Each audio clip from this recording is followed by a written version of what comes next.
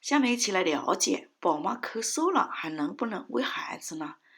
有一位宝妈问，最近我们这里流行感冒，一家子都感冒了，我也中招了，一个劲的咳嗽，我还能喂孩子吗？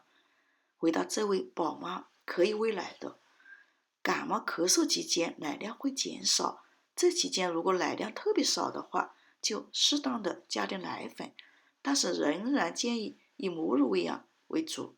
等感冒好了以后，再吃上点补气血的汤汤水水，奶量很快就会上去的，到时候再去掉奶粉就好了。在给孩子哺喂的时候，我们需要做一些防护措施。一，最好是戴个口罩。如果妈妈感冒以后，而宝宝没有什么问题，我们在跟孩子接触的时候，尤其是近距离接触的时候，尽量戴个口罩，能够尽量少的传递给孩子。而且屋里要尽量适当的通风，不要太过密闭。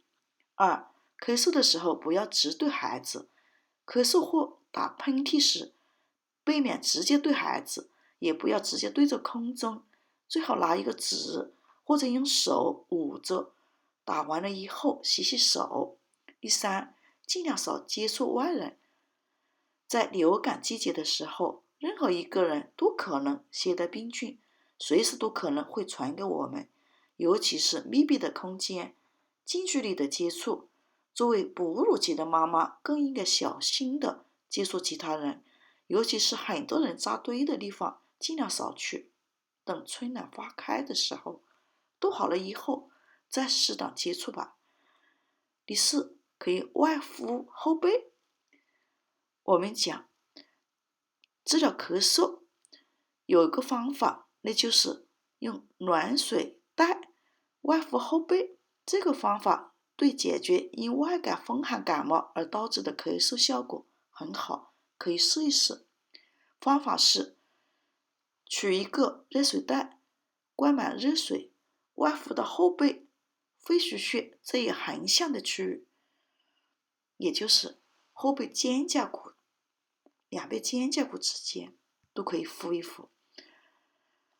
这里正好对应的是肺部，通过外敷这里可以很好的让气息变暖，咳嗽就会减少，有利于身体的恢复。再搭配内服的汤剂，可以让宝妈很快的出汗，解决发烧等问题。注意，如果给孩子用，一定要注意温度和时间，不要烫着了。还可以在医生指导下内服一些中药。现在的流感其实整体危害并不是很大，只是发作的时候感觉难受。